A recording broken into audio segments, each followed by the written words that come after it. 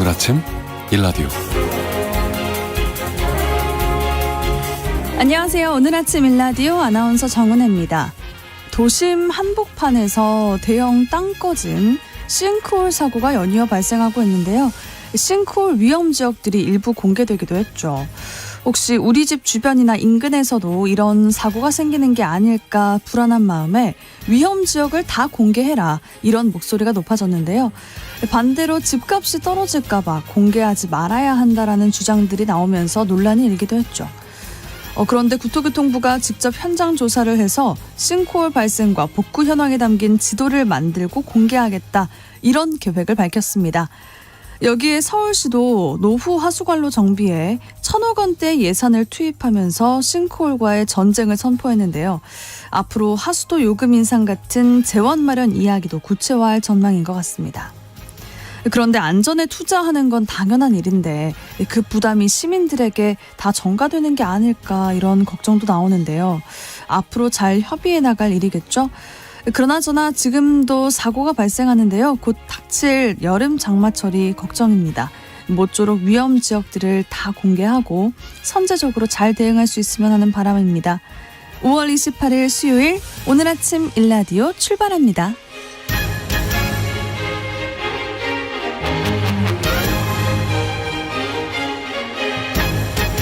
오늘 아침 일라디오, 이 시간은 물론 KBS 일라디오의 모든 프로그램은 유튜브 KBS 일라디오 공식 채널이나 모바일 콩 어플리케이션을 통해서 실시간으로 함께하실 수 있습니다. 수요일 시간에는요, 농수산 뉴스 모아 전해드리고요. 궁금한 뉴스 시간에는 날이 더워지면서 해충들이 기승을 부리고 있습니다. 우리 집에 살고 있는 해충과 방역에 대해서 알아보도록 하겠습니다. 또 장수 직업 시간에는 경력 단절을 슬기롭게 극복하는 방법에 대해서 알아보도록 하겠습니다. 네, 청취자 여러분들이 참여하실 수 있는 오늘의 퀴즈 드립니다. 5월은 가정의 달이자 동물의 달인 것 같아요. 5월 2일은 세계 참치의 날이었다고 하고요. 5월 20일은 세계 꿀벌의 날이었다고 합니다. 5월 23일은 세계 바다 거북의 날이었죠. 그리고 오늘은 세계 이 동물의 날인데요. 이 동물도요, 우리가 지켜줘야 할 천연 기념물이자 멸종 위기에 처한 1급 야생 동물이라고 합니다. 하천이나 호숫가에서 사는 족제비과에 해당이 되는데 이 동물 무엇일까요? 오늘의 보기 드릴게요. 1번 판다, 2번 수달. 네, 추첨을 통해서 농촌진흥청에서 제공하는 흑삼 세트를 한 분께, 향긋한 커피 드실 수 있는 모바일 커피 쿠폰 4분께 드리겠습니다. 방송에 참여하실 분들은요, 단문 50원, 장문 100원이 드는 유료 문자 샵 9730, 샵 9730으로 보내주세요. 유익한 정보와 살아있는 이야기가 있습니다. KBS 오늘 아침 일라디오. 최근에 일본 쌀값이 급등하면서 우리 쌀이 일본에 수출도 되고 또 직접 사들고 가는 여행객들도 많다고 하죠.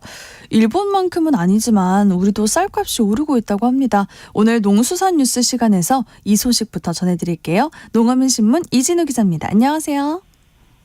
네, 안녕하십니까? 네, 반갑습니다.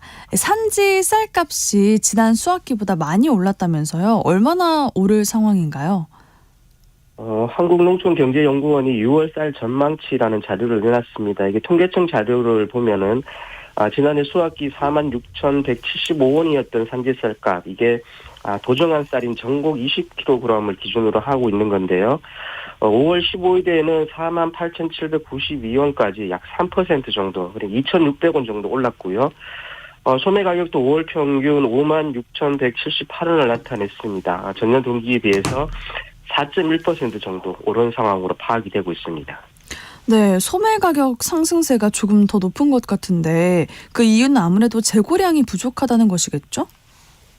그렇습니다. 이게 산지 유통업체의 벼 매입량 그리고 재고량은 모두 줄었고요. 판매량은 늘어난 것을 이렇게 파악이 됐습니다. 1월부터 4월까지 산지 유통업체가 벼를 사들인 매입량, 이게 15만 7천 톤으로 전년 대비해서 16,000톤 정도 감소했고, 반면 쌀 생산량은 72만 7천 톤으로 전년 대비해서 9만 2천 톤 증가한 것으로 집계가 됐습니다. 자연스럽게 재고량이 줄어들었다는 건데 4월 말 기준 재고치가 71만 2천 톤 정도로 전년 대비해서 21만 톤 정도 지금 줄어들어 있다고 합니다. 그러면 다음 수확기까지 쌀이 모자라는 거 아닌가요? 정부에서는 그 벼 재배 면적 감축까지 진행하고 있다는 상황인데요. 그렇습니다. 이게 보통 10월부터를 수확기라고 이야기를 하는데요. 따라서 이전에 산지 유통업체에서 2024년산 재고, 그렇게 전년도 쌀이죠. 이게 재고가 언제쯤 소진되는지가 사실 관건입니다. 이번에 농경위원회 포분 조사를 해보니까 예상 재고 소진 시기가 8, 9월이라고 응답한 것이 전체 한 58%가량 됐다고 하는데요. 앞서 남았다고 하는 재고량과 월 평균 판매량, 이게 한 12만 8천 톤 정도로 이렇게 본다고 하는데, 이렇게 따지면은 수확기 전 9월 말까지 재고량이 7만 4천 톤 내외로 전년보다 줄 것으로 이렇게 전망이 되고 있고요. 따라서 6월 평균 산지 쌀값도 4만 9천 원 선으로 현재보다는 조금 더 오를 것으로 이렇게 예상이 됐습니다. 네, 가정 소비가 많은 계란도 가격이 오르고 있다고 합니다. 이게 이유가 있다면서요? 그렇습니다. 이게 최근 농림축산식품부가 산지 계란 가격이 상승한 원인을 두고 이 산란계 농가를 회원으로 두고 있는 산란계 협회에서 계란 가격 고지를 하는데 이걸 올렸기 때문이라고 해서 좀 논란이 일기도 했는데요. 네. 이 산란계 협회가 계란 가격이 왜 올랐는지 자료를 만들어서 공개하면서 대응이 나섰습니다. 핵심은 계란 생산에 가담하는 산란계 마리수가 올 1월에 비해서 지금 5월을 기준으로 해서 3.2%가량 줄었다. 이것 때문이라는 건데요. 반면에 계란 소비량은 지속적으로 늘고 있다는 겁니다. 네, 수요 공급 법칙에 따르면 그 가격이 오르는 게 당연해 보이긴 해요. 계란 생산량이 줄어드는 또 다른 이유가 있다면서요? 그렇습니다. 이 질병의 영향이 또 있는데요. 아시다시피 산란계 대부분에서는 치료를 위해서 항생제 같은 것을 사용하지 않는 경향이 뚜렷한 상황입니다. 이 말은 예를 들어서 전염성 기관지염이라는 게 있는데 이런 질병이 발생하더라도 달기 자연 면역을 회복하거나 해소하거나 이렇게 두 가지밖에 방법이 없다 이런 겁니다. 그래서 이런 질병이 한번 돌았고 이에 따른 산란율도 지금 저하되어 있는 그런 상황이라고 합니다. 네, 오는 9월 1일부터 계란 생산량이 더 줄 수도 있다고요? 그렇습니다. 이게 산란계 업계의 최대 이슈이기도 한데요. 말씀하신 대로 9월 1일부터 산란계 사용 면적이 0.05제곱미터에서 0.075제곱미터로 1.5배 확대가 됩니다. 그래서 이에 따라서 병아리를 미리 입식하는 농가가 많아졌다고 하고요. 이렇게 입식된 병아리가 또 당장 알을 낳을 수가 없으니까 계란 생산량이 줄어들게 되고 여기에 대해서 계란값이 오르고 병아리가 모자라게 되니까 나이가 든 닭을 도태시키지 않고 계란 생산에 또 투입하다 보니 또 산란율이 또 떨어지고 여러 가지 계란 생산량 감소 요인이 자리 잡고 있는 상황입니다. 네, 닭고기는 지역 청정화 논란이 이어지고 있다고 하는데 이거는 또 어떤 내용인가요? 브라질에서 고병원성 조류 인플루엔자가 발생하면서 브라질산 닭고기 수입이 지금 금지되어 있는 상황입니다. 근데 통상 이렇게 한 국가에서 고병원성 조류 인플루엔자 같은 질병이 발생을 하면 세계동물보건기구로부터 국가 단위로 청정국 인정을 받아야 다른 나라로의 가금 산물의 수출이 가능해지는데요. 이 지역 청정화라는 것은 발생국 내에서 질병이 발생하지 않은 지역을 별도로 좀 설정을 해서 청정 지역으로 인정을 해주고요. 그 지역에서 생산된 가금 산물 수출입을 자유롭게 할 수 있도록 그렇게 해주는 겁니다. 우리 정부가 지금 이걸 진행하고 있다고 해서 가금 생산자 단체들로부터 반발을 사고 있습니다. 그러니까 우리 정부가 이걸 양해해 준다 이런 거죠? 그렇습니다. 그렇게 보시는 게 맞을 것 같고요. 일단 지역 청정화를 위한 조치에 나선다는 게 일단 농식품 입장이기도 합니다. 또 이렇게 지역 청정화에 나서게 된 이유, 이건 지난 19일에 브라질산 닭고기 수입 금지 조치에 따른 수급 대책 마련을 위한 주요 협의체 회의, 여기에는 주요 닭고기 수입 업체들이 참여를 했는데요. 여기에서 참여한 닭고기 수입 업체들이 이런 요구를 했었기 때문이라고 농식품부가 밝히기도 했습니다. 네. 브라질산 가금 수입 금지 조치 때문에 국내 닭고기 생산업계는 6개를 더 생산해달라고 정부가 요구한 상황 아닌가요? 그렇습니다. 이게 수입이 줄 것을 예상하고 그럼 국내산이라도 생산량을 늘리자는 게 정부의 요구 사항이었던 것 같고요. 그래서 네. 국내 닭고기 기업들이 병아리 입식량을 늘리고 시장에 공급하는 물량을 늘리겠다 이렇게 밝히고 나선 상황입니다. 그런데 지역 청정화를 해서 닭고기를 다시 수입해 오겠다고 하니까 이건 뭐냐 이런 지적이 나오는 거고요. 고병원성 조류 인플루엔자 같은 경우는 구제역처럼 상용화된 백신도 없는데 이 수입 업체가 요구를 했다고 해서 곧바로 지역 청정화 인정에 나선 것도 이해하기 어렵다 이런 반응입니다. 그렇군요. 농수산 뉴스 함께 살펴봤습니다. 농어민신문 이진우 기자님 잘 들었습니다. 고맙습니다. 감사합니다.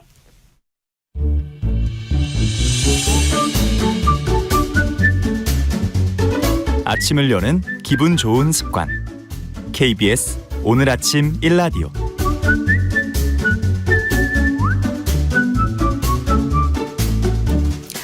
날이 덥고 습해지니까요. 요즘에 집안, 사무실 같은 실내에 해충들이 많아지고 있습니다. 모기와 나방, 파리, 그리고 바퀴벌레까지 이름 모를 해충들 때문에 괴로운 분들도 많으실 텐데 오늘 궁금한 뉴스 시간에는 이런 해충이 집안에 왜 생기는 건지 어떻게 퇴치할 수 있는지 알아보도록 하겠습니다. 네, 코로나19 때 청와대를 비롯한 여러 공공기관들의 방역을 많이 해오셨다고 해요. 특청사의 양선우 대표님 나오셨어요. 안녕하세요. 네, 안녕하십니까. 네, 반갑습니다. 양선우입니다. 네. 우리가 방역이라는 말을 코로나19 때 정말 많이 들었잖아요. 네.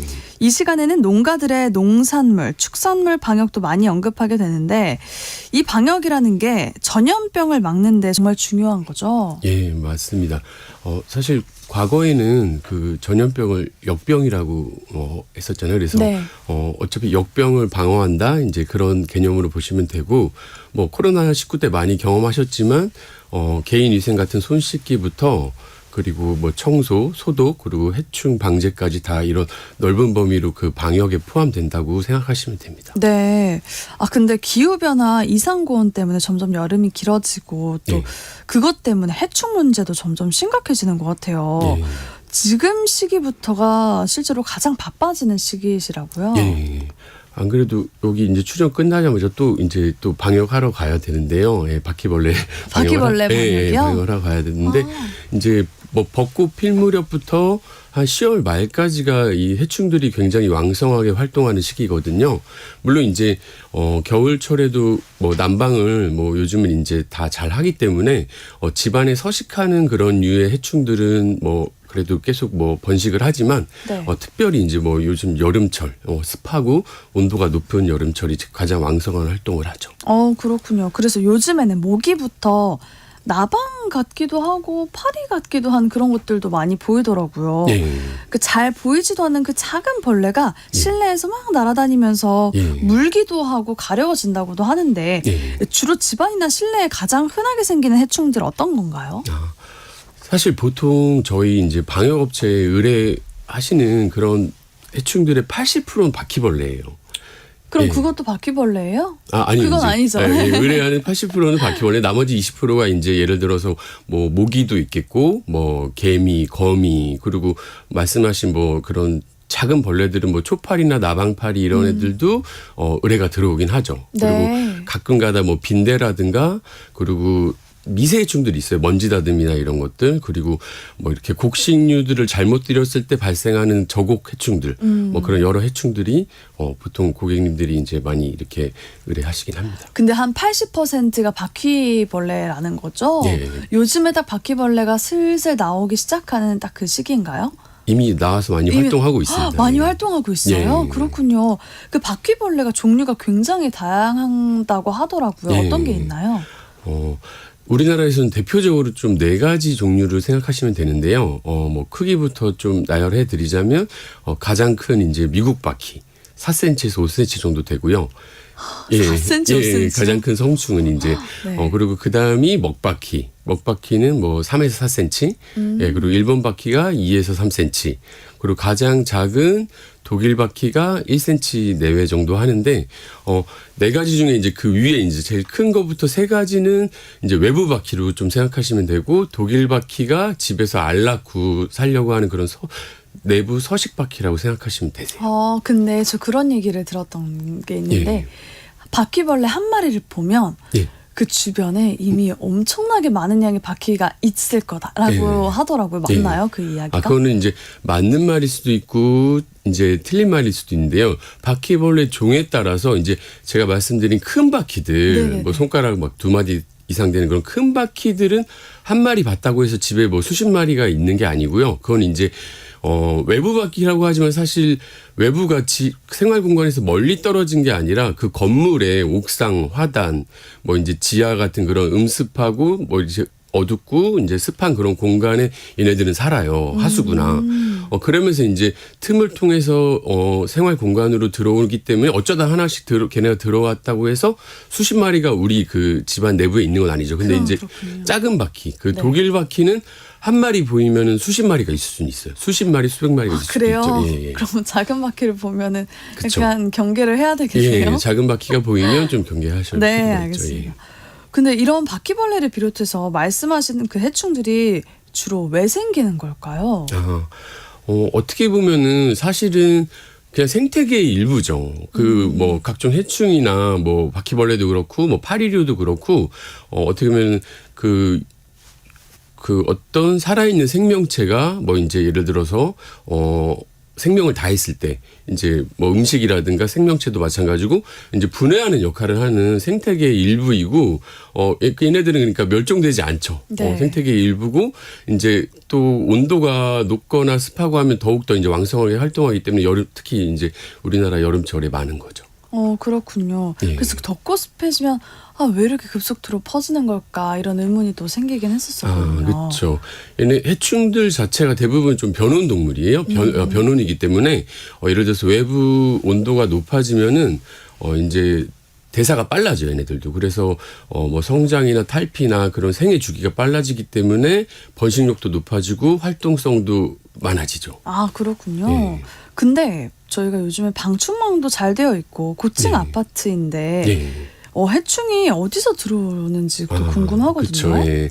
사람들도 뭐 고층이면 엘리베이터 타고 다니는 것처럼 얘네들도 엘리베이터 타고도 올라오고요. 그리고 각종 이제 건물들이 다 예를 들어서 배관 시설이나 뭐 공조, 환풍 시설 같은 것들이 다 연결이 돼 있어요. 그러니까 그런 공간을 타고 돌아다니기도 하고 네. 이제 외벽 같은 데를 타고 다니다가 방충망도 뭐 최신 샤시라도 어느 정도 좀 미세한 틈은 있거든요.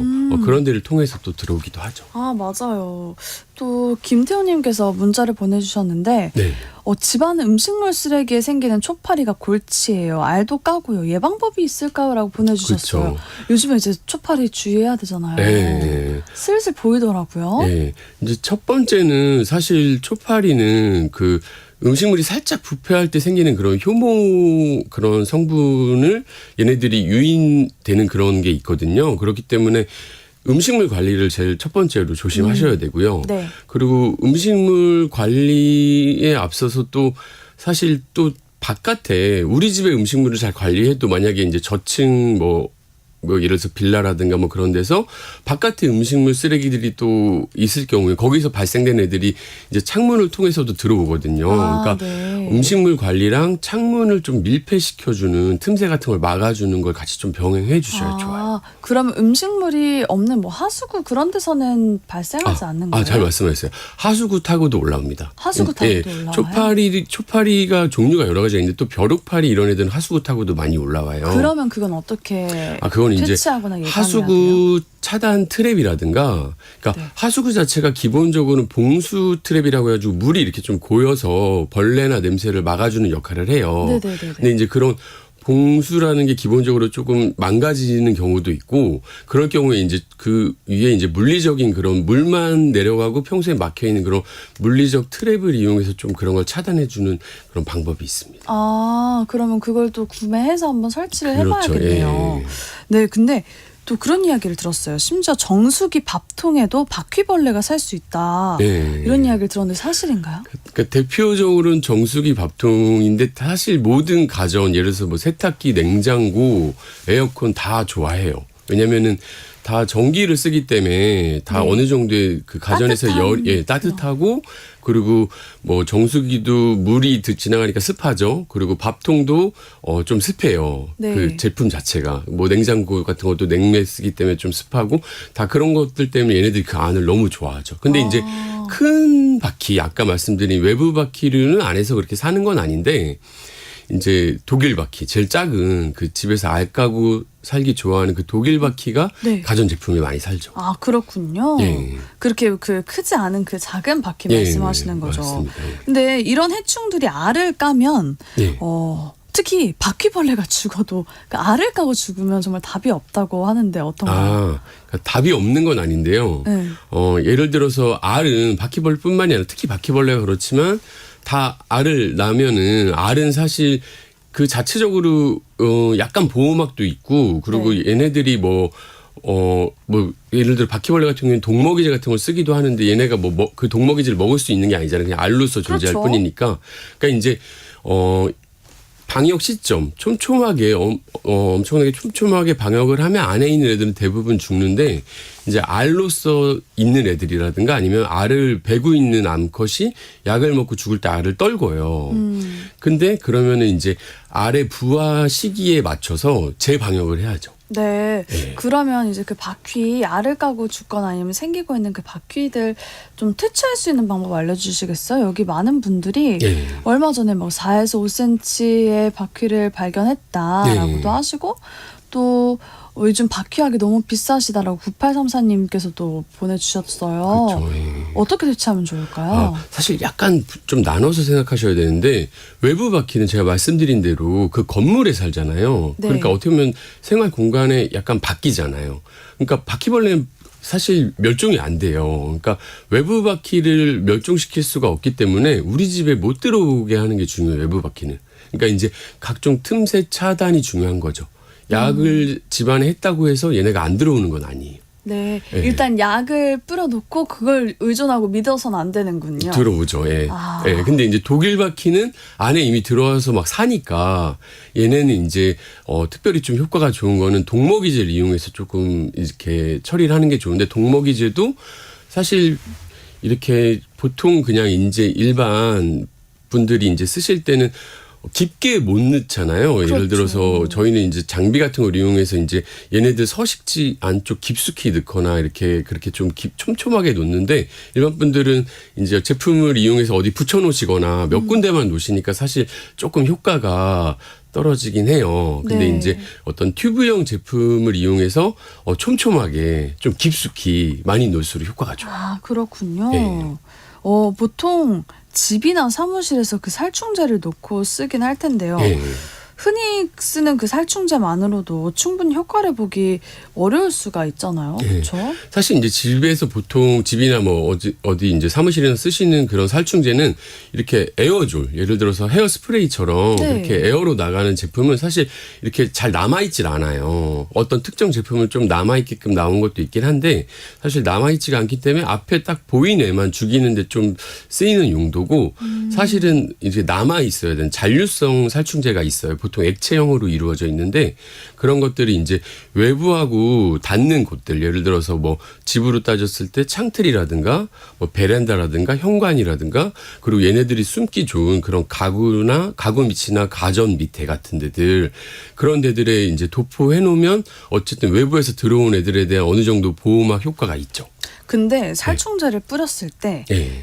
그러니까 저희가 호흡을 할 때 네. 혹시라도 이게 우리한테 좋지 않지 않을까라는 네. 생각이 들기도 해요. 네. 어떤가요? 그러니까 좋을 수는 없죠. 사실 이제 그 WHO 세계보건기구에서는 각종 약품들을 이렇게 독성 등급을 나눠 놓는데 네.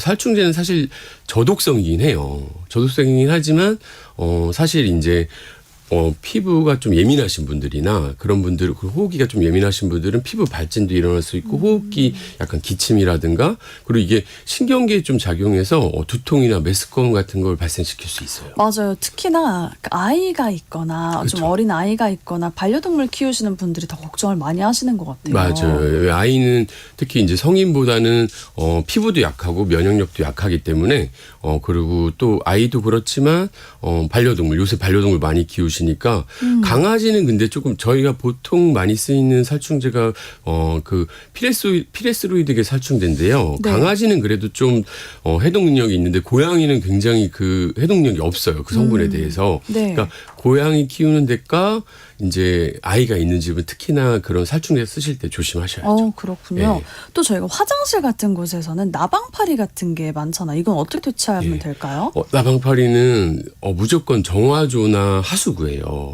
예, 그러니까 우리 집 화장실이 문제가 있는 상태인 거예요. 그 아까 말씀드린 대로 그 봉수 시스템이 망가졌거나 이제 화장실이 밀폐된, 그러니까 하수구가 뭔가 이제 방어력이 없어진 상태인 거죠. 예, 예. 그리고 변기에도 어떤 금이 좀 가서 그 예를 들어서 변기 밑에 실리콘 처리나 이제 백시멘트 처리를 해놓는데요. 그렇죠. 그런 게 이제 크랙이 가거나 해서 그런 틈으로 이제 나올 수도 있는 거죠. 그러면 그건 퇴치는 어떻게 안 돼요? 약품을 써야 되나요? 아니죠. 이제 차단을 해야 돼요. 그럼 틈을 없애야 돼요? 그렇죠. 실리콘으로 틈을 막든가 하수구 트랩을 이용해서 이제 물만 내려갈 때 열리고 이제 평소엔 닫혀 있게끔 만들어놔야죠. 그렇군요. 많은 분들이 그냥 이 벌레 너무 싫다. 어떻게 퇴치해야 되나 궁금하셨을 텐데 네. 오늘 대표님 덕분에 이렇게 궁금증이 아주 싹 해결이 되었을 것 같습니다.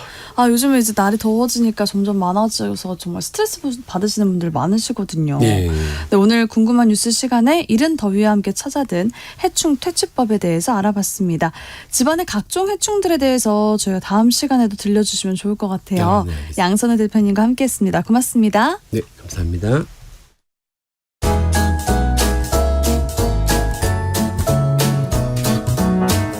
상쾌한 하루의 시작. KBS 오늘 아침 일라디오. 네, 직장은 나와도 평생 직업이 필요한 시대를 위한 장수 직업 시간입니다. 이력서를 쓸 때 경력 공백이신 분들 면접장에 가면 괜히 움츠러들게 되는데요. 그렇다고 해서 또 거짓말을 할 수도 없고요. 사실 경력 공백도 대응만 잘하면 오히려 차별화된 어필 포인트로 만들 수 있다고 합니다. 그래서 오늘은 취업을 준비하시는 중장년분들을 위해서 경력 공백을 슬기롭게 대처하는 법에 대해서 알아보도록 하겠습니다. 커리어 비전 최진희 대표님 나오셨습니다. 안녕하세요. 네, 안녕하세요. 네, 일단 이 질문부터 드릴게요. 경력 공백이 왜 면접이나 서류에서 부담이 되는 걸까요? 아무래도 가장 큰 이유는 상대에게 신뢰감을 주지 못한다라고 생각을 하시는 것 같아요. 공백이 있다라는 건 기업체 입장에서는 뭔가 문제가 있으니까 저 사람을 뽑지 않은 거 아니야. 뭔가 문제가 있지는 않을까 이런 인식을 줄까 봐 그런 생각을 드는 거죠. 단순히 공백이 있다 없다가 아니라 그 기간에 어떻게 보냈느냐가 더 중요한 거거든요. 사실은. 그렇기 때문에 경력 공백이 있다고 해서 다 마이너스는 아닌 거고요.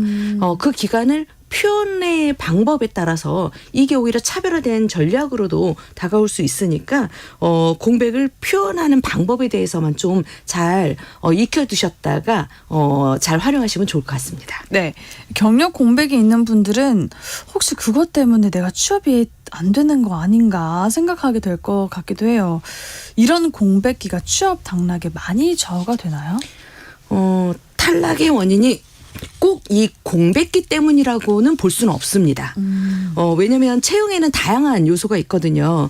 지원자의 전체적인 지원자의 역량이 될 수도 있는 거고 기업 입장에서는 시기적으로 우리 기업에 필요하지 않기 때문에 안 뽑을 수도 있는 부분도 있는 거고요. 그렇죠. 예를 들자면 저 같은 경우에는 얼마 전에 면접을 보기도 했었는데요. 그곳에서 취업 컨설턴트를 뽑는다라고 했었거든요. 그래서 한 15명의 면접을 봤는데 그중에 13분이 여성분이었고 두 분이 남성분이었어요. 그런데 그 기관은 대부분 남성분들을 주로 상담을 해야 되는 그런 기관이기 때문에 기관 자체에서 우리는 이번에 여성 컨설턴트 분보다는 남성을 뽑고 싶어요라고 아예 말씀을 하셨거든요. 네.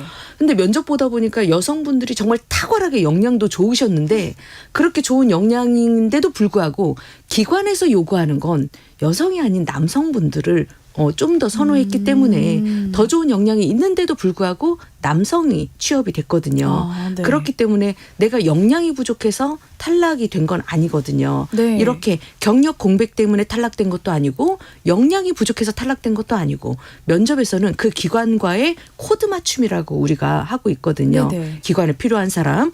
그래서 단순히 공백이 있었다. 그것만으로 내가 떨어졌다라고 볼 수는 없습니다. 다시 그랬기 때문에 우리가 이 공백 기간에 나는 이 공백 기간에 그냥 가만히 있는 게 아니라 다시 뭔가 일할 준비를 내가 했다.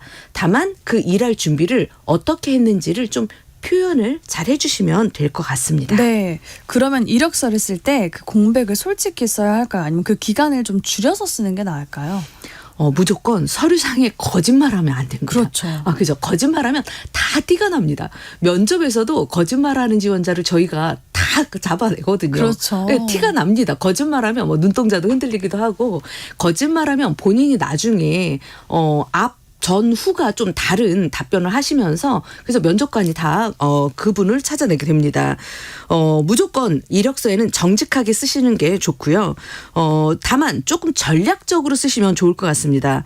예를 들어서 육아나 가족 간병 때문에 그만뒀거나 뭐 자기 개발을 위해서 그만두셨거나 우리가 이제 전직 준비 때문에 개인 사유로 그만뒀거나 이런 경우에는 이력서에는 조금 그냥 짧게만 언급하시고 간단하게만 쓰시고 나중에 면접에서 질문을 하면 그때 답변을 하시면 좋을 것 같아요.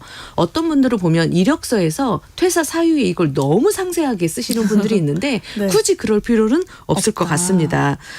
예를 들자면 이력서에서 내가 경력 단절 여성분들이 이력서를 쓴다라고 했을 때 한 1년 2개월 정도의 뭔가 가족 돌봄으로 경력 단절이 있다라고 하면 그 기간 안에 가족 돌봄을 했다라고 이제 솔직하게 쓰시고 다만 그 기간 중에 내가 뭐 HRD 넷에서 뭐 교육을 수료했고 그때 자격증을 취득을 했고 그 과정에서 자녀 교육 코칭을 했다라고 이런 내용을 솔직하게 경력 단절 기간을 쓰시고 그 안에 교육과 수료 과정 내용을 쓰시면 오히려 괜찮거든요. 그렇죠. 그 기간 안에 뭔가를 했으니까. 맞아요. 그 공백 기간에는 아무것도 안 한 게 아니다. 그냥 그렇게 말만 잘 바꿔서 써놓으면 되겠네요. 네, 그렇죠. 네. 그렇다면 경력 공백이 있는 분들의 경우에 면접에서는 어떻게 답변하는 게 좋을까요? 육아로 인해서 공백이 생겼다라고 하시는 분들은 해당 기간 동안 아무래도 두 아이의 양육을 위해서 집중했던 시기잖아요. 그렇기 네. 때문에 육아만 한 게 아니라 아이를 키우는 동안에 뭐 아이 키우다 보면 얼마나 욱합니까? 그러니까 감정 조절도 하고 인내심도 기르고 네. 나름대로 일정 관리도 하고 이런 능력들을 키우게 되거든요. 특히 이제 가족 구성원들하고 소통하는 능력도 기르게 되고 경청도 좀 하게 되고 이런 역량이 좀 필수적인데 그런 역량을 좀 키우게 됐다라고 하시면 됩니다. 이런 것들을 이제 현장에서 다시 내가 직장에서 근무하기 위해서 그런 역량을 키웠다라고 하는데 사실 이런 역량은 뭐 욱하는 성격 그리고 아이들을 통제하는 역량 이런 것들이 아이들을 가르칠 때는 정말 필요한 역량이에요. 그래서 경력 단절 여성분들이 방과후 교사라던가 아니면 코딩 초등학교에 가서 코딩 강사라던가 이런 쪽으로 그래서 지원을 좀 많이 하고 계십니다. 그렇기 때문에 그런 역량을 그냥 내가 경력 단절이다라고만 보지 마시고 그 기간 안에 내가 아이를 지도할 수 있는 역량을 내가 키웠다라고 어필하시면 좋을 것 같습니다. 그리고 혹시 가족 간병 때문에 또 경력 공백이 생기시는 분들도 계시거든요. 네네. 그러면 가족 간병 때문에 내가 부모님 간병이든 아니면 가족 누군가를 간병하느라고 경력 공백이 생겼다라고 하시면 그때는 가족을 돌보는 게 최우선순위였기 때문에 내가 가족을 돌보느라 경력 공백이 생겼지만 지금은 간병이 다 이제 간병 일정이 정리가 돼서 지금은 온전히 업무 처리를 할 수 있는 그 시기가 됐다라고 답변을 하시면 되고 간혹 가다가 본인이 아파서 그만둔 경우도 있습니다. 그럴 수 있죠. 네, 그런 질문 많이 해요. 네. 전 제가 면접관을 하고 있으니까 네네. 그건 너무 우려가 되는 거예요. 아. 이제 간혹 이제 요즘은 암도 많고 또 네. 이제 요새는 우울증이라든가 정신질환도 또 앓는 분들도 계시거든요. 그래서 본인이 질병 사유로 그만두셨다 하시는 분들은 꼭 저희가 질병 사유에 대해서 죄송하지만 어떤 질병 사유로 인해서 그만두셨습니까? 이렇게 퇴사 사유를 여쭤보거든요. 그때 퇴사 사유에 대해서 이제 말씀을 하시는데 지금은 괜찮습니까? 라고 물어봅니다. 네네네. 그럼 답변하실 때 괜찮습니다. 이렇게만 말씀하시는 거예요. 근데 그렇게만 말씀하시면 아직도 불안해요. 당연히 취업되고 싶어서 괜찮다라고 하겠지. 말은 하겠지만 저희 입장에서는 괜찮다라고만 말하는 것보다 지금은 괜찮습니다. 뭐 최근 6개월 이내에 감기 한 번 걸린 적 없습니다. 이렇게 얘기해 주던가. 좀 덧붙여서 네, 어떻게 그렇죠. 현재 내가 설명하면 건강하다는 뭔가의 좋겠군요. 근거를 얘기해 주시면 좋을 것 같아요. 네. 뭐 가령 우리 가족이 다 코로나 걸렸는데 저만 안 걸렸습니다. 뭐 이렇게 얘기해 주면 훨씬 인사 담당자 입장에서는 뭐 안심하고 그 사람을 뽑을 것 같습니다. 인사 담당자를 좀 안심시킬 수 있는 말을 덧붙여주면 좋겠다. 네, 그 경력 그런 공백 말씀이시군요. 기간에 내가 뭐 건강 관리를 좀 더 해서 체력이 오히려 예전보다 더 좋아졌다. 더 좋아졌다. 이렇게 그런 표현하면 식으로요. 좋을 것 같고요. 네. 또 자기 개발 때문에 경력 공백이 생긴 분들도 계십니다. 그래서 일시적으로 경력이 멈췄다고 하면 그 경력 공백 기간에 뭔가에 내가 부족한 역량을 키우기 위해서 자기 개발을 해왔다. 가령 자격증을 내가 뭐 취득하기 위해서 준비를 했다라든가 커리어에 본인이 이런 요즘은 AI라든가 빅데이터라든가 지금은 또 챗 GPT 이게 또 워낙 직무 역량으로 또 이게 필요하잖아요. 그렇죠. 그래서 저는 요새 온라인 교육 사이트 뭐 이런 것들도 많으니까 챗GPT 관련해서도 본인이 좀 배우느라고 이 경력 공백 기간에 그런 것들을 좀 배웠다라고 어필해 주시면 더 좋을 것 같아요. 네. 그리고 우리 중장년 같은 경우는 전직하는 경우가 좀 많습니다. 전직이라는 게 이제 기존 업무가 아닌 다른 업무를 직무로, 네. 그렇죠. 다른 업무를 선택할 때 우리가 전직이라고 하는데 이럴 때는 답변을 하실 때 경력 공백이 생기셨는데 이때 뭐 하셨습니까? 라고 물어보면 기존 업무가 제 적성하고는 사실 맞지 않아서 내가 장기적인 커리어 목표와 좀 거리가 있다고 판단을 해서 과감하게 제 직무 전환을 하는 시간을 뒀습니다. 그래서 쉬운 결정은 아니었지만 그 기간 안에 제 취업 준비를 했고 커리어를 좀 쌓아왔습니다. 저한테 이렇게 면접의 기회를 주셔서 감사하고 면접에 주실 기회를 정말 합격이 된다면 감사한 마음으로 제가 일할 것 같습니다. 이렇게 말씀해 주신 분이 계셨거든요. 네. 감사한 마음으로 일하겠다라는 그 말이 제 마음을 움직였던 것 같아요. 그래서 이렇게 전직하시는 분들은 그 기회가 정말 나한테는 너무 감사하다 하시는 분들은 이직을 잘 안 하시거든요. 그래서 그렇게 답변을 해주시면 오히려 공백이 있다 하더라도 일의 소중함을 아는 분들이니까 저희가 그분을 뽑게 되는 것 같습니다. 네, 그렇군요. 그리고 대표님 요즘에 워낙 불경기다 보니까 재취업을 하고 싶어도 일자리가 없어서 못하는 경우가 많잖아요. 그러다 보면 다들 경력 공백이 생길 수밖에 없는데 이럴 때는 어떻게 해야 될까요? 경력 공백 동안에 뭔가의 활동을 기재해 주시는 게 가장 중요하다라고 말씀을 드렸는데요. 네. 그때 활동을 할 때도 우리가 여러 가지 다양한 활동이 있습니다. 자원봉사하는 활동도 있고 뭐 인턴십 활동도 있고 여러 가지 활동들이 있는데 자격증 땄다라고 하는 게 가장 좋고요. 아니면 교육 수료증 같은 거. 아무래도 그 기간 안에 교육을 수료했다라는 증명이 되니까 이력서에도 한 줄 쓸 수가 있습니다. 그리고 지역사회에서 자원봉사를 하셨으면 저는 자원봉사한 내용도 이력서에 써주시면 좋을 것 같아요. 지역사회에서 자원봉사 활동을 통해서 뭐 팀워크라든가 아니면 대인관계 능력을 향상시킬 수도 있고요. 자원봉사 활동을 통해서 그 지원자의 인성도 또 어필할 수 있으니까 그것도 좋습니다. 그리고 재취업을 준비할 수 있다라고 하면 온라인 교육이나 평생교육 무료 사이트를 통해서 교육을 받으시면 훨씬 더 좋기 때문에 이 사이트를 잘 활용하시면 좋을 것 같습니다. 네, 3254님이 현실적이고 실질적인 면접 꿀팁 감사합니다라고 보내주셨네요. 오늘 자세하게 또 대표님께서 말씀을 해주셔서 큰 도움 받으신 분들 많으셨을 것 같아요. 네, 경력 공백이 있을 때 그 기간에 배울 수 있는 무료 사이트가 있다면서요? 네, 그렇습니다. 이 경력 공백을 메꿀 수 있는 무료로 교육을 받고 수료증을 받을 수 있는 사이트가 있는데요. 첫 번째는 스텝이라는 국민 평생 직업 능력 개발 사이트가 있습니다. 이 사이트에 가시면 약 1,700개의 강의를 무료로 제공하고 있고요. 네. 강의를 무료로 듣고 수료증을 받아두시면 이력서에 한 줄 쓰실 수가 있습니다. 네, 그런 그리고 사이트가 있군요. 소프트웨어 전공이라고 하면 부스트 코스라는 이 사이트에 가서 참고를 하시면 도움이 될 것 같고요. 네. 또 K무크라는 사이트와 서울런 네. 사이트도 활용하시면 알겠습니다. 도움이 될 것 같습니다. 네, 배우려고 하면 이렇게 무료로 배울 수 있는 것도 많고 경쟁력을 키울 수가 있네요.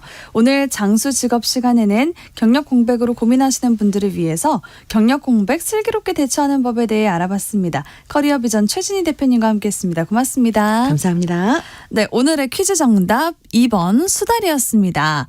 4742님 2번 수달, 7988님 수달, 8709님 2번 수달. 낚시 갈 때마다 한두 마리씩 꼭 보이던데 수달이 멸종 위기종인지 몰랐어요. 우리 모두 보호해야겠습니다 라고 보내주셨고요.